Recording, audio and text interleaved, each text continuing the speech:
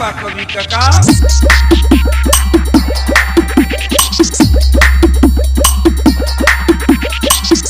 क्या नाम है आपका? DJ गाना मिक्सिंग गिरधरपुर सपना कैसे देख ले लू हमारा छोड़े के, सपना कैसे देख ले लू हमारा छोड़े के, कहाँ से हुनर लइलू दिलवा तोड़े के, कहाँ से हुनर लइलू दिलवा तोड़े के, कहरा से सिखलू सोना मुहवा मोड़े के, कहाँ से हुनर लइलू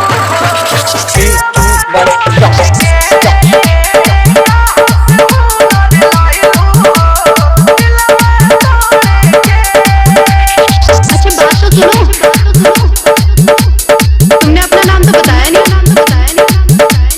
DJ गाना मिक्सिंग गिरधरपुर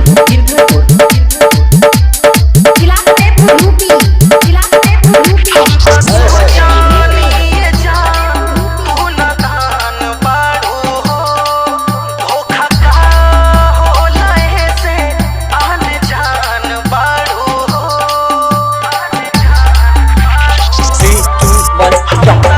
जानिए जान गुनगान बाड़ू हो, धोखा का हो लहे से आन जान बाड़ू हो, एकर चेहरा देखलू आज भोरे भोरे के, कहाँ से हुनर लइलू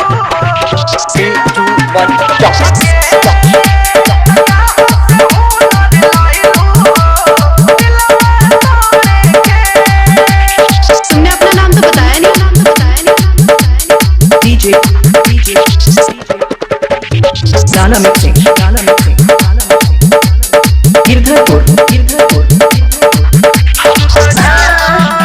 न पैनी ई मासूम रूप के, तीर मारत रहू दिलवा छुप छुप के,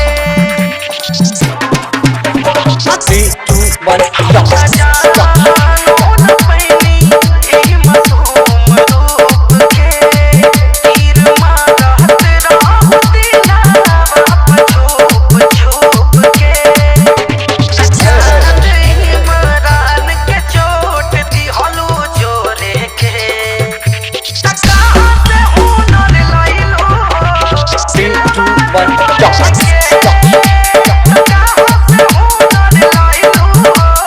गाना मिक्सिंग